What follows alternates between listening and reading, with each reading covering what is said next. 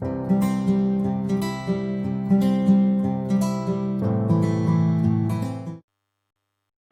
student, this is our first video lecture of C++. In this video, we will understand why we use computer language and our first C++ program we will see in this lecture.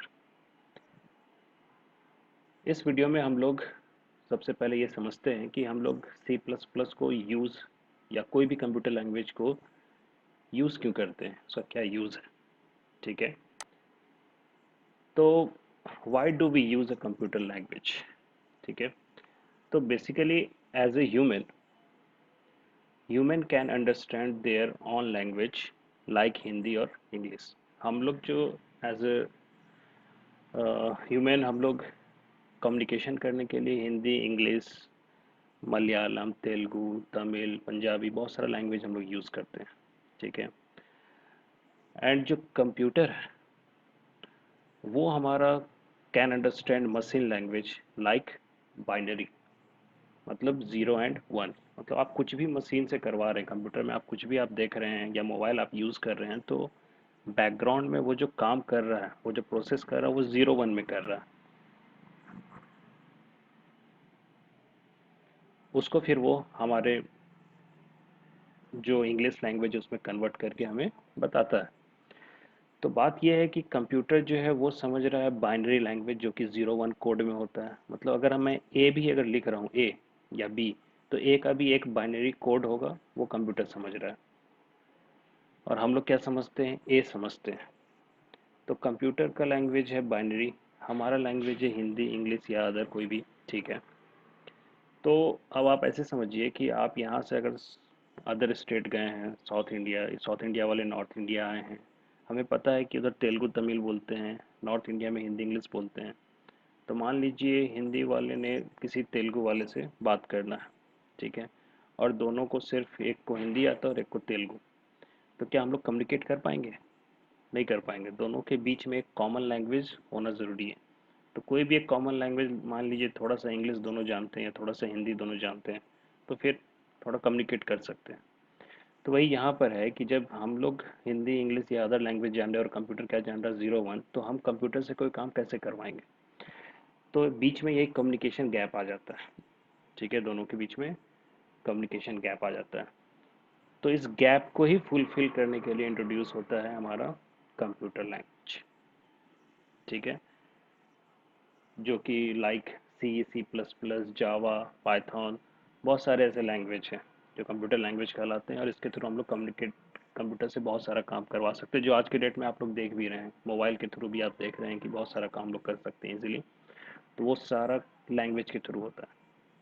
और ये सभी language जो हैं वो actually English में ही लिखे हुए हैं। मतलब कि उसमें इंग्लिश होगा, जो कीबोर्ड में आप लोग देखते हैं, इंग्लिश सिंबल्स, नंबर, ठीक है, हैश का साइन, एस्ट्रिक का साइन, ठीक है। तो इसी सब के कॉम्बिनेशन से ही ये लैंग्वेज बना है, C++, जावा, पाइथन। हम लोग को उसी को टाइप करना है और सही में उसके डिक्शनरी को फॉलो करना है, ठीक है। C++ में क्या उसका ग्रामर है उसको हमको समझना है, तब हम लोग उसको इम्प्लीमेंट कर सकते हैं, ठीक है।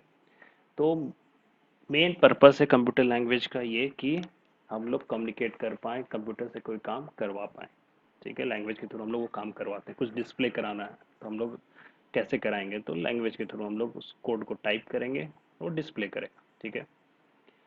अब हम लोग नॉर्मल फीचर्स, एक C++ का जो क्या है वो हम लोग ऑब्जेक्टिव के लिए आप लोग एग्जाम में पूछ सकता है। तो C++ is object oriented programming. C++ को बोला जाता है ऑब्जेक्ट ओरिएंटेड प्रोग्रामिंग, शॉर्ट में इसको हम लोग बोलते हैं OOP। और ऑब्जेक्टिव में एक और क्वेश्चन आ सकता है कि C++ इज एक्सटेंडेड और advance version of C। C language का ये एक्सटेंडेड वर्जन होता है, ठीक है। मतलब कि सी भी एक कंप्यूटर लैंग्वेज था, अब वो अभी भी चल रही है, बट उसका एक एडवांस वर्जन और थोड़ा काम ज़्यादा आसान कर दिया, कौन? C++, ठीक है। तो ऑब्जेक्टिव में कभी कभी ये पूछ देता है कि C++ किससे आया है, तो सी लैंग्वेज से आया है, ठीक है।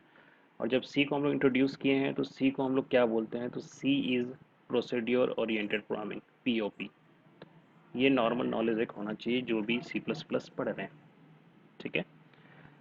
अब हम लोग देखते हैं कि नॉर्मली सी प्लस प्लस में छोटा सा कोई प्रोग्राम लिखना हो, जैसे कि डिस्प्ले कराना है कुछ, तो हम लोग कैसे करेंगे, ठीक है। सी प्लस प्लस का फर्स्ट प्रोग्राम हम लोग देखते हैं, उसके बाद इसका ब्रेक करके हर चीज़ हम लोग समझेंगे। इसमें जैसे जैसे जो कोड आप देख रहे हैं लिखा हुआ है, हैश का साइन है, ग्रेटर दैन का साइन आपने देखा, वाइड मेन स्मॉल ब्रैकेट लगा हुआ है, ठीक है, कर्ली ब्रैकेट से लगे हुए, सी आउट, फिर यहाँ पर आप देख रहे हैं स्मॉल ब्रैकेट्स दो बार है। ये जो स्ट्रक्चर लिखा हुआ है, ये स्ट्रक्चर सी प्लस प्लस का है। आपको सी प्लस प्लस का जब भी लिखना होगा तो ऐसे ही स्टार्ट करना होगा। इस प्रोग्राम में मैंने क्या किया है कि कंप्यूटर साइंस को डिस्प्ले कराना चाहते हैं, ठीक है।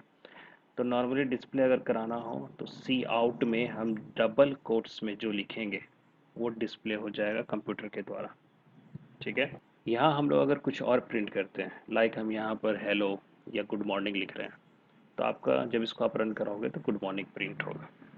और ये जो भी हेडर फाइल ये आप देख रहे हैं आईओ स्ट्रीम डॉट एच, ठीक है, include void main cout curly brackets open close, ये प्रोग्राम को टर्मिनेट करने के लिए यूज़ होता है। तो आप जो भी यहाँ देख रहे हैं सिम्बॉल्स, ये आप पहले से देखे हुए हैं, अलग अलग पर्पज़ के लिए यूज़ किए हैं। सी प्लस प्लस में इसको किस पर्पज़ के लिए क्या यहाँ पर यूज़ है, हम लोग ब्रेक कर करके आगे की वीडियोस में देखेंगे, ठीक है। इस प्रोग्राम को हम एक बार रन कहाँ होता है, कैसे होता है, वो हम लोग देख लेते हैं, ठीक है। सी प्लस प्लस की प्रोग्रामिंग हम लोग बहुत सारे एडिटर, मतलब कि जहाँ पर हम लोग प्रोग्रामिंग को टाइप करेंगे, यूज़ कर सकते हैं। एक एडिटर होता है टर्बो सी प्लस प्लस, जो मैं भी अभी आपको स्क्रीन पे सामने दिख रहा है, ब्लू कलर का स्क्रीन। इसके अलावा कोड ब्लॉक, ये सब अलग अलग एडिटर होते हैं, जिसमें आईडीई बोलते हैं हम लोग इसको, जिसमें आप सी प्लस प्लस के प्रोग्राम को टाइप कर सकते हैं, ठीक है। ये सब फ्री अवेलेबल होता है, डाउनलोड कर सकते हैं। मोबाइल के लिए भी होता है ऐप सब, जिसमें सी प्लस प्लस का कोड लिख के आप टेस्टिंग कर सकते हैं कि आपका कोड काम कर रहा है कि नहीं। तो अब जैसे हम टर्बो सी प्लस प्लस में कैसे करेंगे, तो जो वहाँ प्रोग्राम लिखे थे हम उसको यहाँ टाइप कर रहे हैं, ठीक है। Include IO stream dot H wide main, उसके बाद कर्ली ब्रैकेट ओपन, जिसमें हम लोग को जो प्रिंट कराना है उसको हम लोग सी आउट में लिखेंगे। ये स्मॉल वाला ब्रैक साइन जो है सिंबल दो बार लगाएंगे, उसके बाद डबल कोट्स का साइन देंगे, और उसके बाद हम इसमें जो भी लिख रहे होंगे, लाइक मैं लिख रहा हूँ गुड मॉर्निंग, उसका डबल कोट्स बंद हो जाएगा, ठीक है। और लास्ट में ये सेमी कॉलन का साइन होगा, ठीक है। हर एक को क्या क्या वो टर्म बोलते हैं ये आप लोग को समझना है। एक लैंग्वेज में अगर आप समझ गए तो बाकी लैंग्वेज में भी आपको कोई दिक्कत नहीं होगा। और उसके बाद लास्ट में प्रोग्राम बंद हो रहा है तो ये कर्ली ब्रैकेट, मतलब मैं ये मेन के ब्लॉक के अंदर जो लिख रहा हूँ वो काम करना चाहिए, ऐसा है कॉन्सेप्ट। तो अब इस प्रोग्राम को जब मैं रन कराऊंगा तो रन के लिए यहाँ पर एक कंपाइल भी आपको दिख रहा है। कंपाइल मतलब होता है कि प्रोग्राम जो है वो पहले मशीन में कन्वर्ट होगा। अभी हमने इसको किस में लिखा है, इंग्लिश में हम लोग पढ़ पा रहे हैं, बट इंग्लिश तो कंप्यूटर समझता नहीं है, तो हम लोग इसको कन्वर्ट करना पड़ेगा किस में, मशीन लैंग्वेज में। तो कंपाइल ये करेगा, इसको कन्वर्ट करेगा, और अगर हम लोग कुछ मिस्टेक करेंगे तो वो मिस्टेक को ये हमें एरर के रूप में दिखाएगा। पहले हम कंपाइल करते हैं, देखिए यहाँ एरर्स में 0 और 0 दिखा रहा है, मतलब कोई एरर नहीं है, ठीक है। चलिए एक एरर करके देखते हैं, जैसे ये सेमी कॉलन है, तो आप लोग बहुत लोग शुरू में गलती करते हैं, मान लीजिए सेमी कॉलन हटा दिए, तब देखते हैं क्या होता है। देखिए यहाँ दो एरर आने लगा, एक सेमीकोलन के चलते दो एरर शो करने लगा, मतलब उसके चलते और भी कोड अफेक्ट हो रहे हैं, वो शो हो रहा है। तो नॉर्मली हम लोग को ग्रामर, वही हम बोल रहे थे कि इसमें ग्रामर फॉलो होना चाहिए, ठीक है। तो ग्रामर में कुछ मिस्टेक करेंगे तो एरर शो करेगा, ठीक है। ये कर लिए, फिर से कंपाइल कर लेते हैं हम लोग।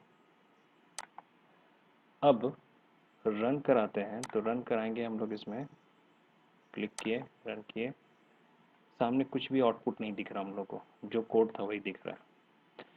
तो अब इसमें थोड़ा रेक्टिफाई हम करेंगे कि हम लोग जो कोड रन करा रहे हैं अभी तक, वो हम लोग करा रहे हैं टर्बो सी प्लस प्लस में।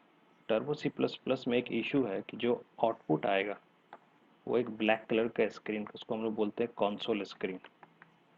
वो स्क्रीन अभी आया था एक्चुअली, बट हमें दिखा नहीं क्योंकि वो स्क्रीन सामने होल्ड नहीं किया। सामने में वो रुकना चाहिए था, वो होल्ड नहीं किया। तो स्क्रीन को होल्ड करने के लिए हम लोग को एक और हेडर फाइल यूज़ करना पड़ेगा। एक हमने यूज़ किया आईओ स्ट्रीम और एक अभी हमको यूज़ करना होगा conio.h। ठीक है, इसके बारे में डिटेल डिस्कशन हम लोग आगे की वीडियोस में करेंगे कि हर हेडर फाइल का क्या काम है। अभी आप नॉर्मली समझ जाइए कि हमको जब भी एक छोटा सा प्रोग्राम बनाना होगा तो उस प्रोग्राम के लास्ट में गेट सी एच लिखना है, सो दैट कि हमारा स्क्रीन जो है होल्ड पे रहे। कौन सा स्क्रीन? Output screen. अब आउटपुट स्क्रीन कैसा दिखता है, तो अब मैं इसको रन कराऊंगा तो आप देखिएगा कैसा दिख रहा है। पहले हम लोग कंपाइल कर लेते हैं, 0 एरर है। ठीक है, अब रन कराते हैं। आउटपुट आप देखिए, आप आउटपुट में ठीक से देखिए, ये ब्लैक कलर का स्क्रीन आ रहा है जिसमें हम लोग गुड मॉर्निंग 2 बार दिख रहा है। तो मैंने बोला था कि इसे पहले भी रन किया था, बट ये ब्लैक स्क्रीन उस टाइम नहीं आया था। क्यों? क्योंकि उसमें वो होल्ड नहीं किया था। टर्बो सी प्लस प्लस में एक समझ लीजिए आप डिमेरिट है, जिसमें हम लोग नॉर्मल कोड जो लिखे थे वो काम अच्छे से किया है, बट हम लोग जो आउटपुट देखेंगे वो स्क्रीन होल्ड पे नहीं था, तो हम लोग नहीं देख पाए थे। तो अब आपको दिख रहा है कि हमने ये प्रोग्राम को एक बार और अभी रन कराया है, जिसमें गेट सी एच डाला है। गेट सी एच का काम है होल्ड पे रखना जब तक कि कोई की प्रेस नहीं हो कीबोर्ड से। ठीक है, तो इसीलिए अभी रुका हुआ है तो हमको गुड मॉर्निंग एक दिख रहा है, और उससे पहले भी गुड मॉर्निंग रन किया था, इसीलिए वो भी हमको दिख रहा है। ठीक है, अब हम यहाँ पर इंटर प्रेस करेंगे तो मेरा सक्सेसफुली सब कुछ काम किया। अब हम लोग इसमें कुछ और प्रिंट कराते हैं। मान लीजिए पहले से 2 बार गुड मॉर्निंग लिखा हुआ है, मैं अब कुछ और इसमें लिखता हूँ, कंप्यूटर लिखता हूँ मैं। अब इसको कंपाइल कर लेते हैं एक बार। ठीक है, अब रन कराते हैं।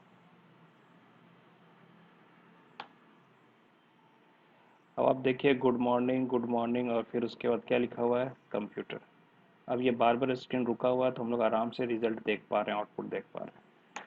तो अब एक बात ध्यान रखिएगा आप लोग, मैंने जो अभी CONIO conio.h और ये जो गेट सी एच यूज़ किया है फंक्शन, ये फंक्शन सिर्फ और सिर्फ प्रैक्टिकल पर्पस के लिए, जब टाइप करना हो, प्रोग्रामिंग करना हो, तब यूज़ करें, सो दैट कि आउटपुट दिखे। लेकिन जब हम लोग इसको कॉपी में लिख रहे हैं, तो अगर आप इसको नहीं भी लिखते हैं तो कोई आपका इशू नहीं है।